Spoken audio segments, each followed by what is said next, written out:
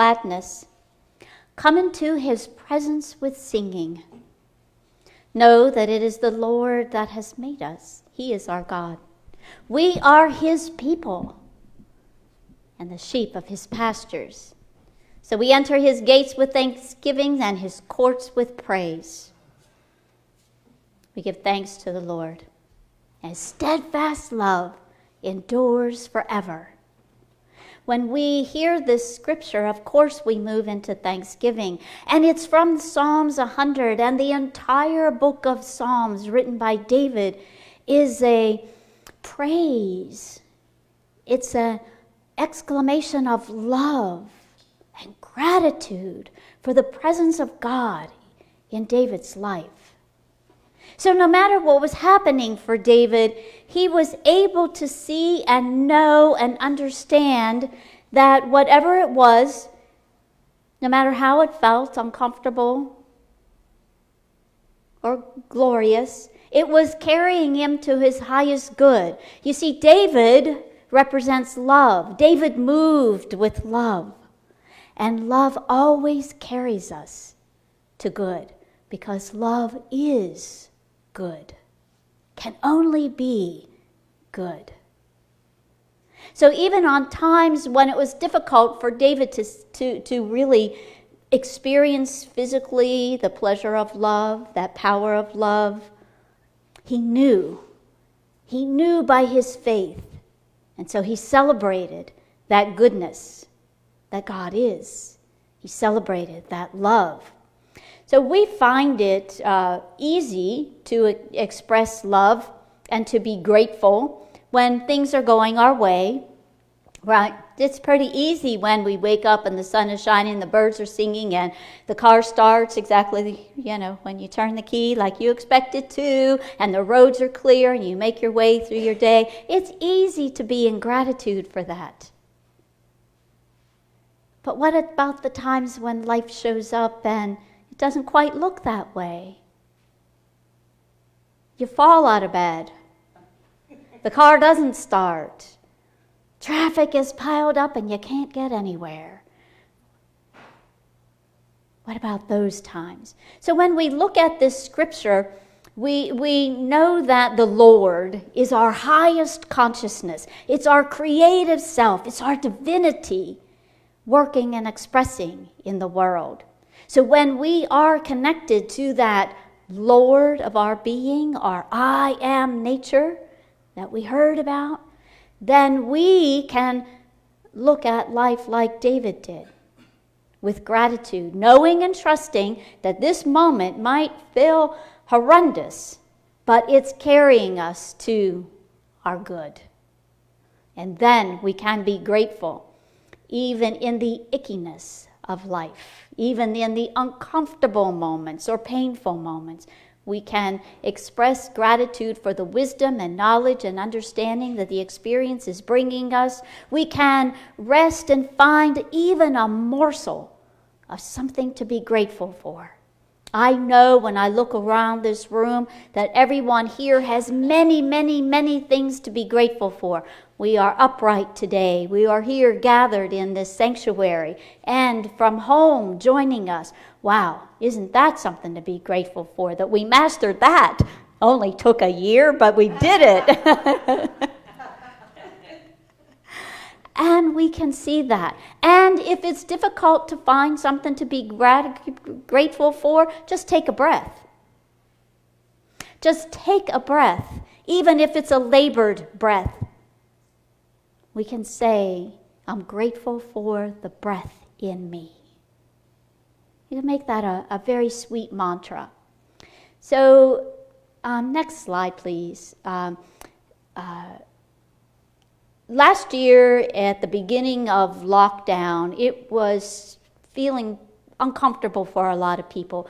People weren't sure who to believe, weren't sure what to trust, weren't sure what was going to happen from one day to the next. So I thought, even in spite of or in the midst of all of that, there's still so much to be grateful for.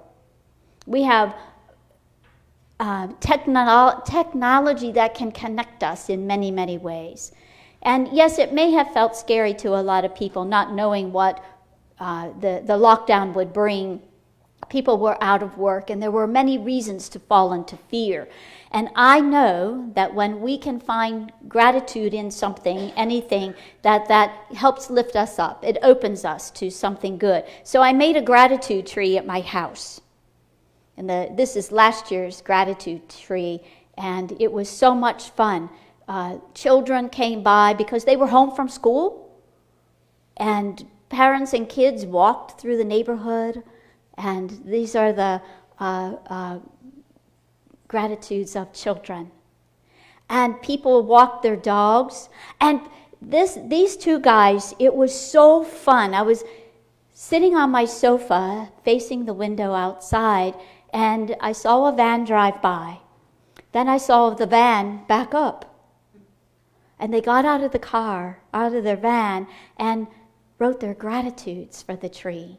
And it was so fun to watch the community put their gratitudes. Now, it wasn't an original idea. I took the idea from Daniel Nahmod. You may have heard of him. You may have heard his song, Gratitude.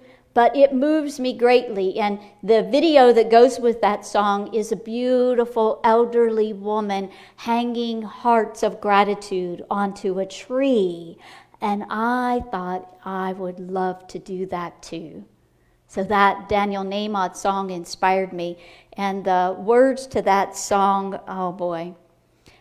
The chorus says, all that I am, all that I see, all that I've been, and all that I hope to be, that will ever be, is a blessing. It's amazing. And I'm grateful for it all. So all that I am, in the weakness, in the seeming failure, in the hardship, all that I am, right here and right now, all that I will be, all that's coming, all that I've ever been, the moments that have been really high and super exciting, all those things that we call successes, all of it is the wholeness of us, and we can be grateful for all of that. And this is my gratitude tree in 2020. Is this? I'm so confused on the slides. I apologize. Just when you think you got technology mastered. Yeah. Anyway, this is my gratitude tree this year, and it's filling up, and there's more hearts for people to use, and it's great fun. The neighborhood has come to expect it. And, you know, this tree is now towering over me. It's probably 2.5 times taller than me. But it started as a seed, and it grew into a sapling. And little by little, I watched it grow. Now, you might think it's a crepe myrtle, but it really is a gratitude tree. So how do we get to move that gratitude in us? We start with a seed. We start with one thing that, okay, I appreciate that.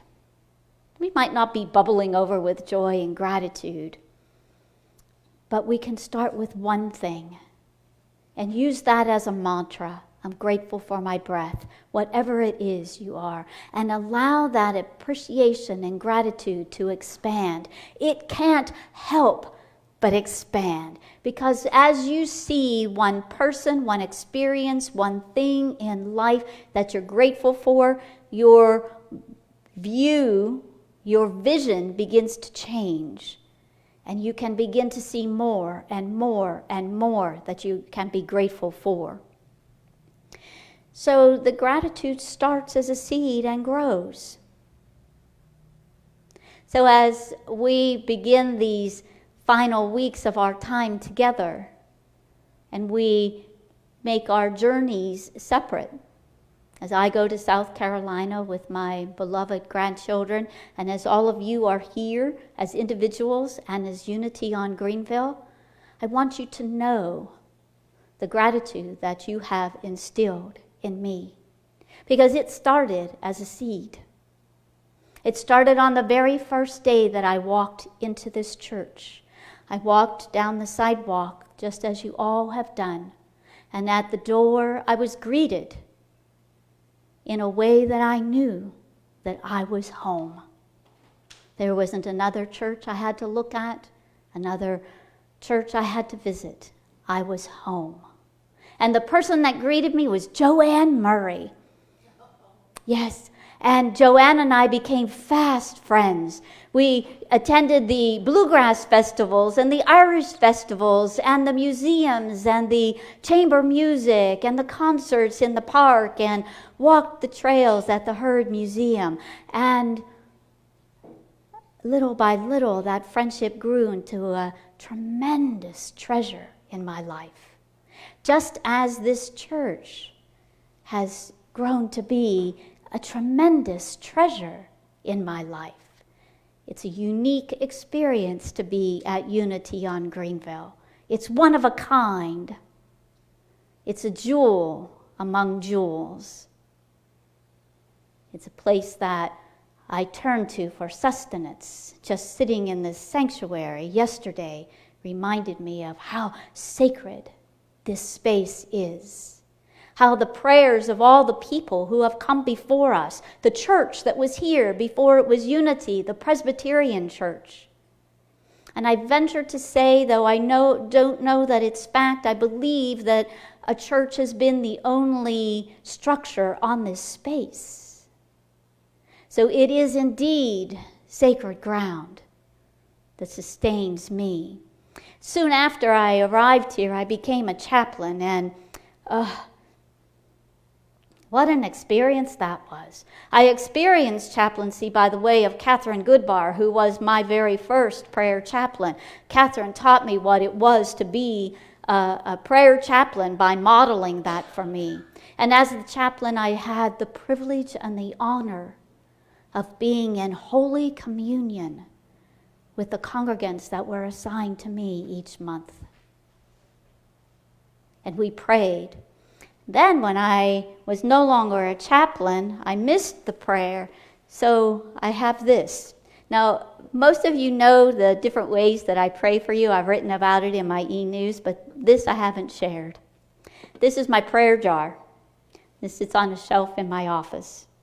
And if a day goes by that nobody calls for prayer, I go to this. And in this are the names of everyone who's been here, a member who attends, and I pull one out and I pray for them.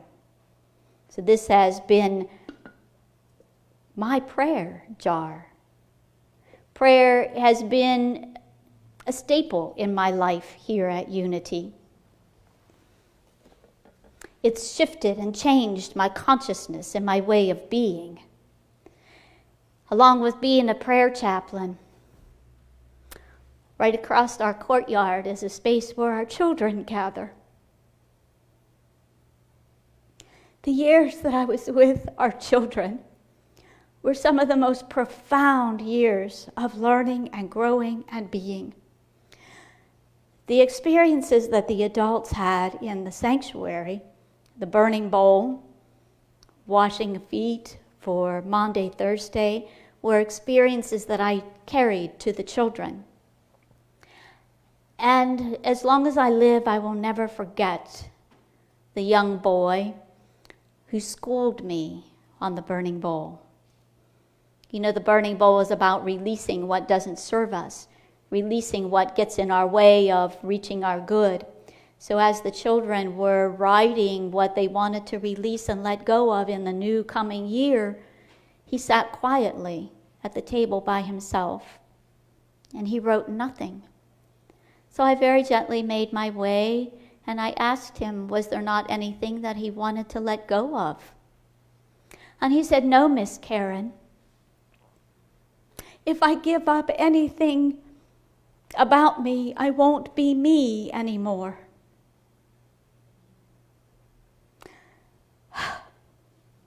Let that sink in.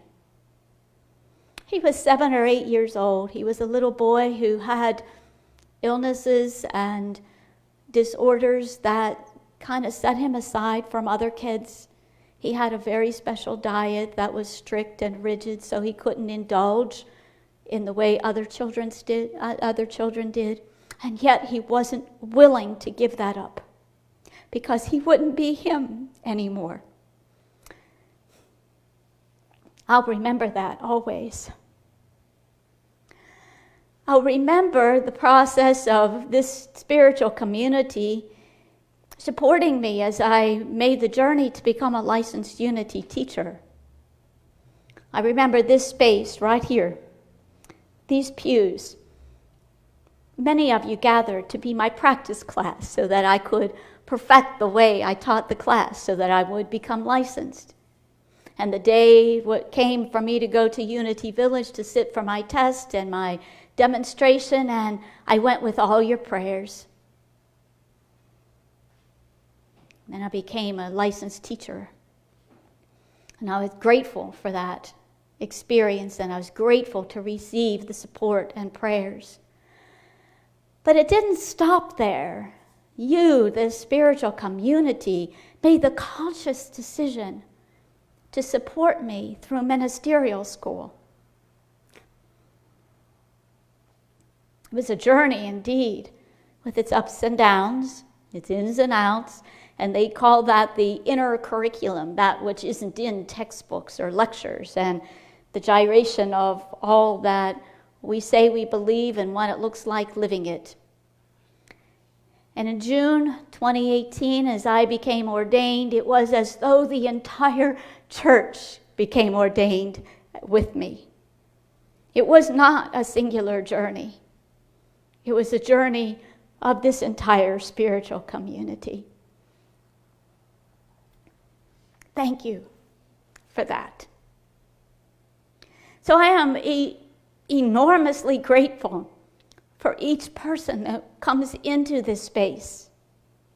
Because as you come into this space, you come into my heart.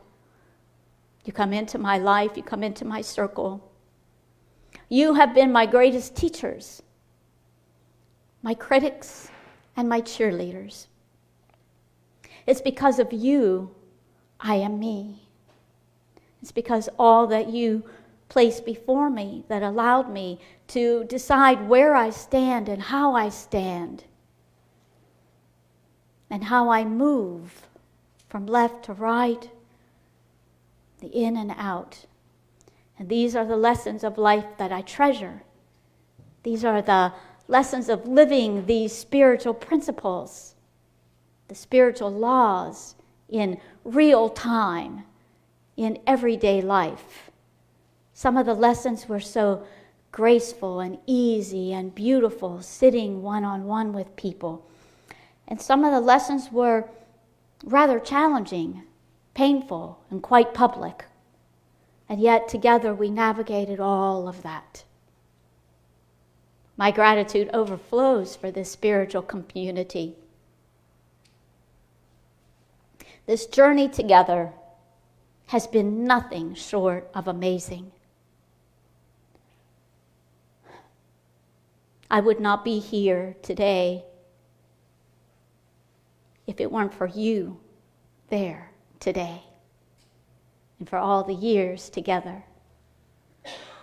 So share the gratitude with me for the miraculous journey that we have shared. It's been a marvelous experience, life-changing, life-enhancing, broadening my consciousness far beyond where I ever thought it would go. Joy deeper and richer than I ever knew possible. And for that, I thank you. For my time in this spiritual community and with each of you, I shall be grateful all of my days. Namaste. Thank you. So you know how it goes. Left hand over your right shoulder, right hand over your left, and give yourself a big old squeeze. Know that you are loved and hugged by me.